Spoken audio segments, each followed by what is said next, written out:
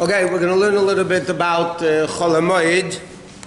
There's a lot of books written on Hamoed. This whole sefer is just on Hamoed, and there's many other books that are written just on Hamoed. Okay, basically, there's a Mishnah in the third parak of Pirkei Avos that says, "Hamachalas hakochim v'hamavazas hamayadais."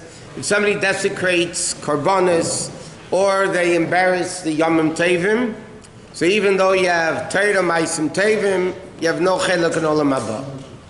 So all the mefarshim of the Mishnah say, what does it mean, mevazas hamayadais? What do you mean he embarrasses the mayadais, the Yom Tiv? Mefarshim say, to know everybody, it refers to Chol Hamoed. So even though people seem to be very lax when it comes to Chol Hamoed, because they say it's not Chag, it's not Yom Tiv, I can do whatever I want. But the truth of the matter is, it's not Chol, it's really Moed. In the Moed itself, it's the Chol of the Moed, but it's really a Yom Tiv. And there's a lot of dinim that apply just without telling what you're not allowed to do Chol Hamoed. That we'll see later. But Stam, for instance, there's a mitzvah of honoring Yom Tiv, Chol Hamoed. I'll give you an example. It says in halacha people should have the tablecloths covered like they do on Shabbos. You have the table. It's a festive thing. There's an obligation every day of Chol Hamoed, besides Yom Tiv, to have meat and wine. And according to many opinions, meat means meat, not chicken, and wine means wine, not grape juice.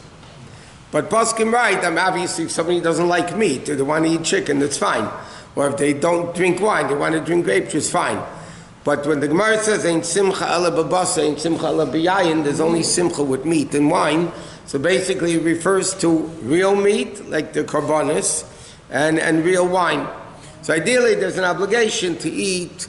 There's two opinions, in fact. How much meat do you have to eat? One opinion is accepted opinion. You have to eat a kazayas, like 1 ounce of meat. Some people say, no, you have to eat meat until you're full. But they don't pass on like that. Wine, you have to drink a revius of wine, because that's considered like a kiddush cup of wine. That's considered a thing like that. You're not allowed to fast on Chol Hamoed. Now, is there a halacha? Must you wash? Do you have to eat bread on Chol Hamoed? So halachically, you don't have to. There's no obligation that you have to eat bread on Chol Hamoed. But it says it's preferred that you wash to be able to make a leshem basukah, or there's any Yom Tov, by the way, Pesach also, that you should have a wash for hametzi, even though there's no obligation. The Alter Rebbe holds there's no obligation to eat bread on Chol Hamoed, but some people say it's preferred to. You should have a seudah, so the seudah you have with bread, and then you're able to bench and do that. Okay. Okay, you're supposed to have good food.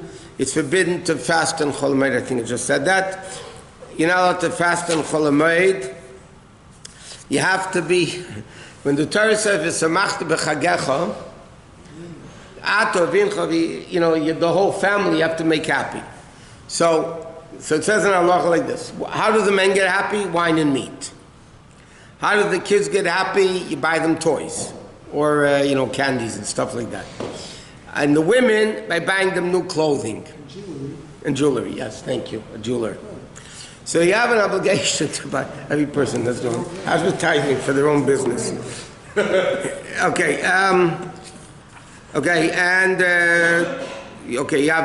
Fasting is forbidden.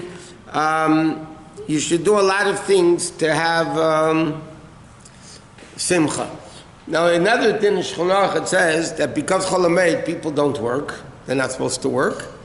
So therefore, you're supposed to be sitting and learning. Today, people take the kids out. But just to show you some things that people aren't aware of. In technical halacha, you're not allowed to go to the store. I'm not talking about food. Food is a different story. You're not allowed to go and buy clothes Chol Hamoed. You're not supposed to go buy appliances Chol Hamoed if you don't need them for Yom Tiv. Why? Because it's a Yom Tiv. You're not supposed to do it. Food, obviously, you need to buy because you need to eat. You can go to the zoo, yeah. But on Pesach, don't buy food for the animals. It's chomistic. We always used to go to the zoo. I know. That was all true because it was the cheapest place. So you're supposed to learn Chol Hamoed. Okay, now another interesting thing, a part of Chol, because of the Simcha, because it says V'samachta b'chagecha, so you're not allowed to aim. There's a rule in halacha: aim arvin simcha b'simcha. You don't mix simcha with simcha. So, for instance, it's biblically forbidden to get married on Chol Hamoed. You're not allowed to get married on Chol Hamoed because the simcha of wedding is taking away. You're mixing it up with the simcha of the Yom Samachta b'Chagecha. So if let's say you have a bris or a piyana ben, so then obviously you have to do it. So there's no choice. But stam you can't do. You're not allowed to get married in Chol Hamoed. You could get engaged on Chol Hamoed, or in the time of the Gemara they were able to do kedushin on Chol Hamoed, edison. Why? Because this was called davar ha'avud. Davar ha'avud means something that you're going to lose out. Let's say you have a business deal, it's now or never. So then halachically you're allowed to do it Chol Hamoed because then you're going to lose out by it. So there's a concept in halacha called shem yikadmenu acher. Maybe somebody else will grab the girl first. So therefore, halachically, you can get engaged Chol Hamoed. You can get engaged Chol Hamoed. You can get even kedushin Chol Hamoed. You just can't get married on Chol Hamoed because it's ein marvin simcha b'simcha. Even the mashul, there's a machlekes in halacha if you can even make a bar mitzvah Chol Hamoed. Lepel people do. They do make a bar mitzvah on Chol Hamoed. But it's not so simple in halacha because it's a question: are you mixing simcha with simcha? Now, for instance, the din is, as far as some just practical things, you're not allowed to cut your hair Chol Hamoed. Why? Why can't you cut your hair Chol Hamoed? Because Chol Hamoed people didn't work. So they had time. Before Yom Tov, everybody's busy. So the guy thinks, you know what? I'm not going to take a haircut before Yom Tov. I'm too busy. I'll take a Chol Hamoed. I'll have time. So what happens, the Gemara says, you're going to go into Yom Tov with long hair. And contrary to American belief, long hair is called despicable in halacha. So you're going to look despicable going into the Yom Tov. So therefore, you're not allowed to take a haircut Chol Hamoed because then you won't take it before Yom Tov. Therefore, the halacha is that if somebody, let's say, for whatever reason, the whole Mishnah made cut and said they were in prison, they were in excommunication or whatever. So then, because you couldn't do it before Chol Hamoed, so you're allowed to do it on Chol Hamoed. I'll give you a practical case where this is. People that make an upsherinish, on the third birthday to cut the kid's hair. So you're not allowed, if you keep upsherinish, then you're not allowed to cut the hair before the kid's 3 years old, right? So what happens if the kid's birthday is Chol Hamoed? Today is the kid's birthday. Can you make an upsherinish today on Chol Hamoed or not? So Chol Hamoed Pesach you can't because it's the middle of Sfira. It's Sfira Sa'imah, then you can't cut hair during Sfira Sa'imah. But for Chol Hamoed and upsherinish, the halacha is you're allowed to make an upsherinish Chol Hamoed Sukkos. Now, if the kid's birthday was before Sukkos, and you just didn't do it, let's say his birthday was out of Sukkos, and you just didn't do it for whatever reason, then you can't do it Chol Hamoed. But here's the case when you couldn't do it before, so then you could do it Chol Hamoed. What? Why was music permitted then during Pesach?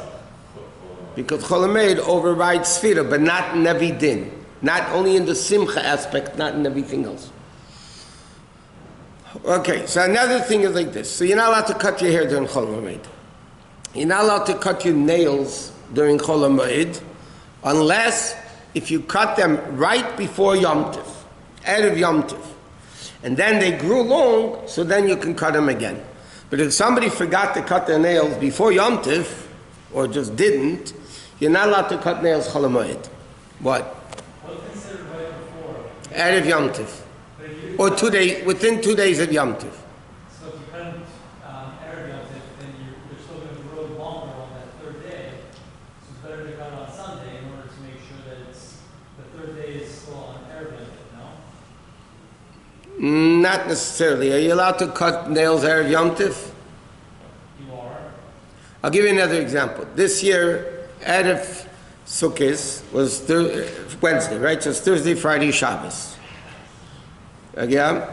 So would you be allowed to cut your nails on Wednesday because then it's going to grow on Friday, Yom Tov? So the answer is you could. Doesn't apply by Yom Tov and all those types of things. In fact, somebody asked me today, They cut their fingernails, but they forgot to cut their toenails. So he wants to know if he can cut his toenails because he cut his fingernails. They said, no. If you cut your fingernails, you can cut your fingernails. You didn't cut your toenails, you can't cut your toenails. But you're not supposed to cut both on the same day. It's brought down in halacha that it's not forbidden. Shulchan Aruch says it's preferable. It has to do with Rabbi halachos, it has to do with a bunch of stuff. But poskim right, it doesn't apply for, let's say, mikveh. For one that's going to mikveh, it doesn't apply. It doesn't apply. By Yom Tov, they say you should do one the day before Erev Yom Tov and one on Yom Tov. But it's not forbidden to do both. Noyagin, it says in Allah, Noyagin, people have a meaning not to do it. What? You can't cut it. If you didn't cut them before Yom Tov, you can't cut them on Yom Tov. What? If you don't, for whatever reason, cut your hair before beginning the service, and then you're going into the simple store now, also with the long hair. No, but you can't cut it because you should have cut it before. Not better. The only question is, the Gemara says, the Kohen Gadol took a haircut every week. Melech, the Mishnah says in Sanhedrin, Melech mistapet b'chol yom. A king took a haircut every day. The Mishnah said that one of the jobs of a Melech, a Jewish king, and that was David HaMelech took a haircut every single day. Kohen Gadol took a haircut once a week. It's a whole style haircut, whatever. But the king had to take a haircut every day. So, what? What constitutes cutting your fingernail? How much? That's right. Even a little bit is called enough. So now the shaila is, if you bit your nails before Yom Tov, can you bite them? Can you bite them Chol Hamoed or not? And if you didn't bite your nails before Yom Tov, can you bite them Chol Hamoed? Then you could, yeah. What? But you have to do it in the sukkah, yeah. No, it's only if you eat your nails. If you eat your nails, then you have to do it in the sukkah. Otherwise, you don't have to do it in the sukkah. Okay, now, just a few minutes left. Generally speaking, malacha is forbidden on Chol Hamoed. You're not supposed to do malacha on Chol Hamoed. According to certain opinions, it's biblical. According to certain opinions, it's rabbinic. But the bottom line, people should avoid doing malacha on Chol Hamoed. Now, for instance, something which was called Davar Avud, something, again, if you don't do it, you're going to lose out.